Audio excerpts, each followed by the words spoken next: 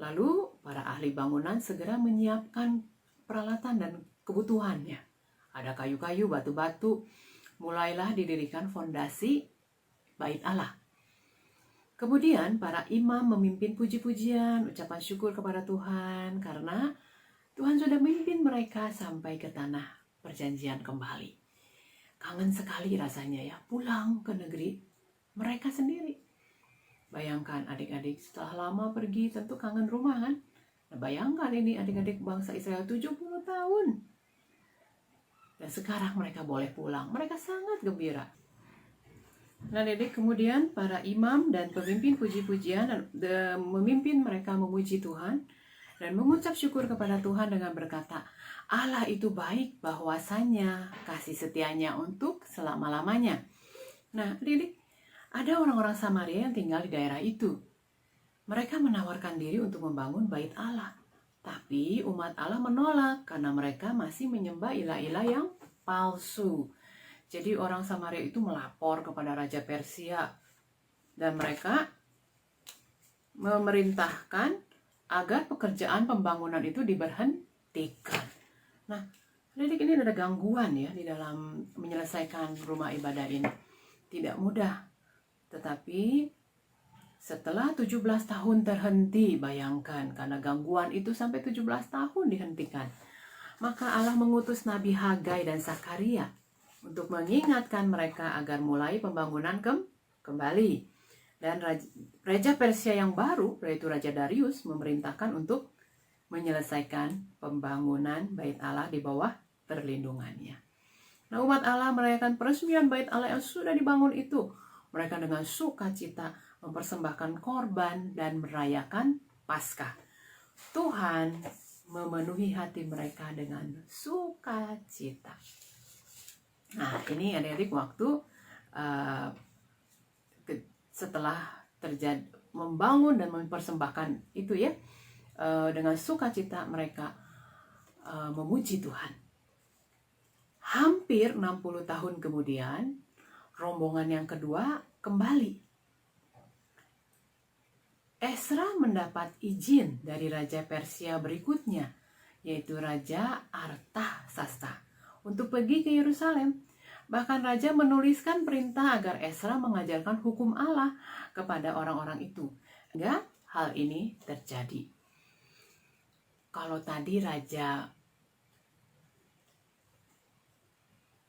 Kores mengizinkan umat untuk kembali ke tanah perjanjian, kali ini lewat Raja juga. Setelah Raja Kores, Raja Artasasta juga mengizinkan Ezra untuk kembali.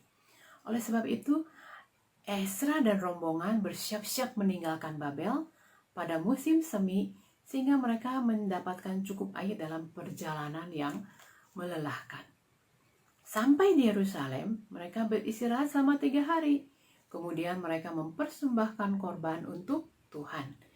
Setelah itu, para pemimpin Yehuda melapor kepada Ezra tentang dosa yang orang-orang sudah lakukan.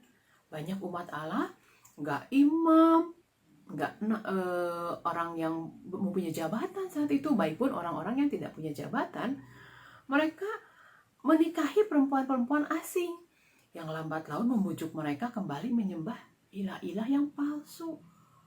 Wah, Ezra sangat sedih dan kecewa. Oleh sebab itu, Ezra berdoa agar Allah mengampuni mereka. Lalu, kerumunan orang Yehuda itu datang. Dan mereka berkata kepada Ezra, kami telah melakukan yang tidak setia kepada Allah. Namun sekarang juga kami mau Tuhan mengampuni dosa kami. Nah, lalu Ezra bilang, mengakulah di hadapan Tuhan. Ya, kemudian mereka merespon dengan berseru, sesungguhnya adalah kewajiban kami melakukan seperti katamu itu, Nabi. Lalu mereka mengakui dosa-dosa mereka, bertobat, mereka berserah, meminta Tuhan berbelas kasihan kepada mereka, dan pertolongan Allah agar mereka dapat menaati hukum Tuhan. Nah, lalu setelah kitab Ezra, kita masuk ke dalam kitab Nehemia. Sementara itu kita kembali ke Babel ya.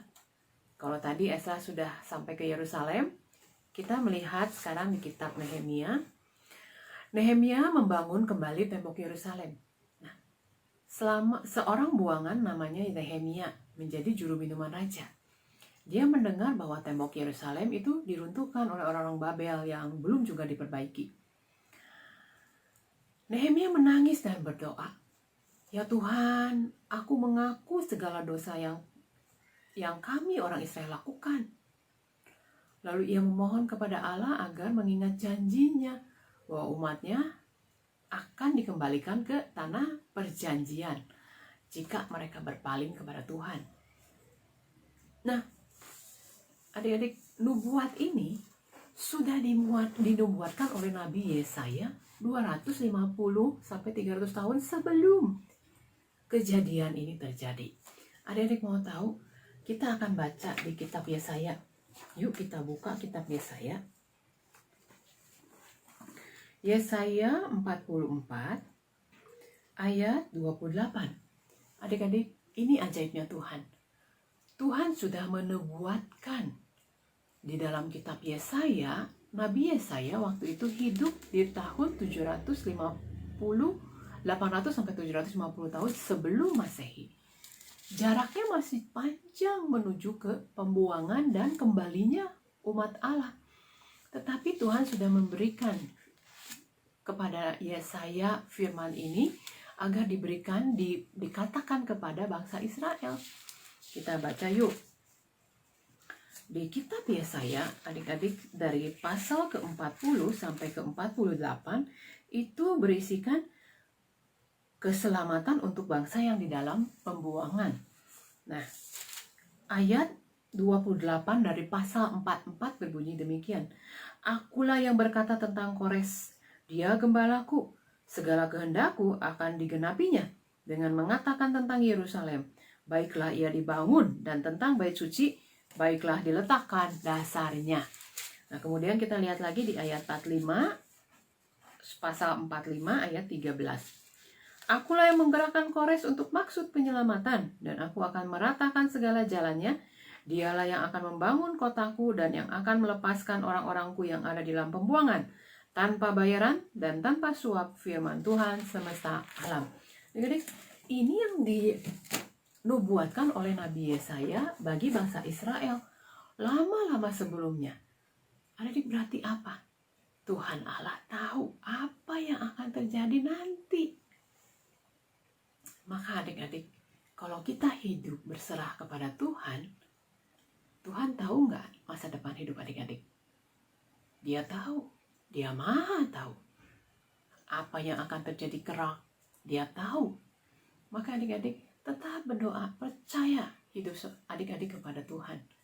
Tuhan akan pegang adik-adik supaya tidak jatuh.